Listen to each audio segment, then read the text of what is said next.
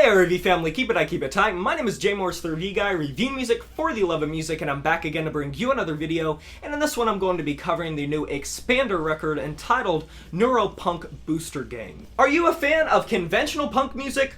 Toss it away. Do you like crossover thrash? I doubt you've heard anything like this. Are you a closeted Poindexter that revels in new technological advancements and has monthly subscriptions to publications such as Smithsonian and National Geographic? We're getting somewhere. Okay, I'm gonna stop.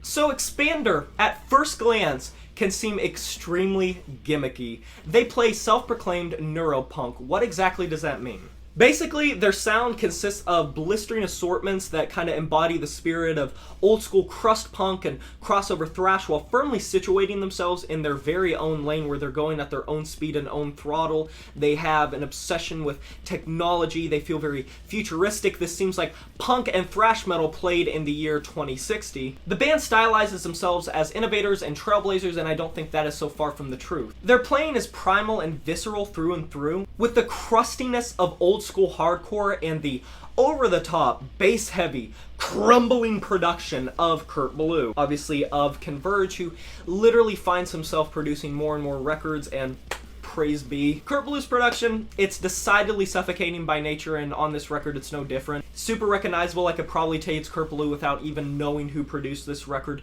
I'd say it sounds most like Nails' record, You Will Never Be One of Us, which I noticed that usually Kurt Ballou does best with grind bands, power violence bands, punk bands. And I'll be level with you, this record is at times hit or miss for me for just being sometimes too much. Expander certainly has a lot of ideas here, and it feels like a lot's going on and a lot of chaos, but the more you read between the lines and listen very closely and attempt to dissect and sort of pick apart each individual idea that's being employed on this record, you start to find out that a lot of the riffs aren't necessarily as well fleshed out or technical as they might seem, and I feel like the production is most of what makes this record sound so over the top, so freakish, so weird, and if it was just mixed as if it was a normal thrash metal release or a punk release, I feel like it would just sound kind of like a chunky, crusty, hardcore release with a lot of thrash metal influences. That's especially true of the vocals, which a lot of times get lost in the background. That is a consistent thing that disappointed me, sort of got a little bit frustrating. It's very difficult to decipher, very difficult to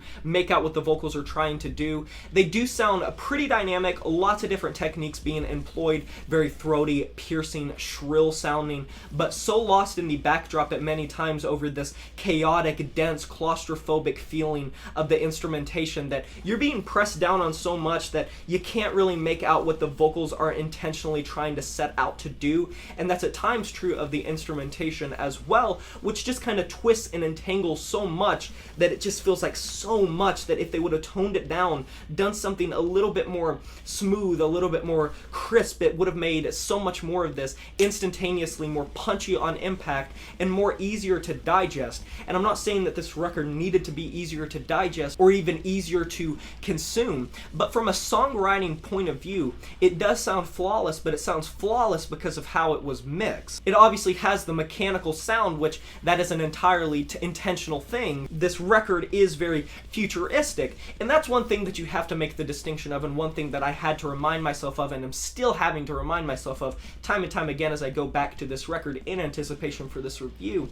This band is playing a very specific sort of gimmick that you have to be aware of going into it. You're not getting orthodox punk, you're not getting orthodox crossover thrash, you're getting something very off the beaten path that has the same familiarity of the instrumentation, but the mixing just makes it sound so weird and so freaky. If you want to hear a punk and thrash release that has the aggression and rage of the old school, but just such an odd mix to it, it feels like an anomaly, really feels like a temporal shift, it feels like the universe is crumbling before your eyes. I feel like I'm witnessing the electronic dystopia where nanobots have come and infected everyone and is slowly taking over the earth and multiplying faster than we can possibly hope to contain. Someone contain this record, please. So if I do have to commend one thing, even though this record isn't theoretically, for me personally, and one thing that I don't really enjoy that much or really plan on going to all that much, it's impossible not to pay heed to just how much went into this record. Clearly, Kurt's production really does serve this well, and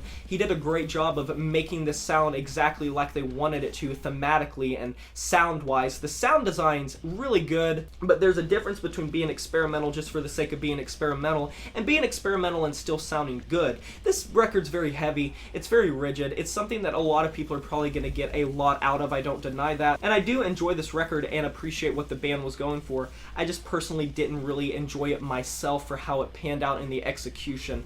I'm going to be giving this album a 6.5 out of 10. And that is a wrap. Have you heard this new Expander record, Neuropunk Boostergang? If you have, let me know in the comment section below what you thought about it. I would love to discuss this record with you. Be sure to like this video if you enjoyed it, subscribe to join the review family today, and smash that notification bell to be notified of my future uploads. You know who it is. My name is Jay Morris, the Review Guy, and I'm signing off saying farewell.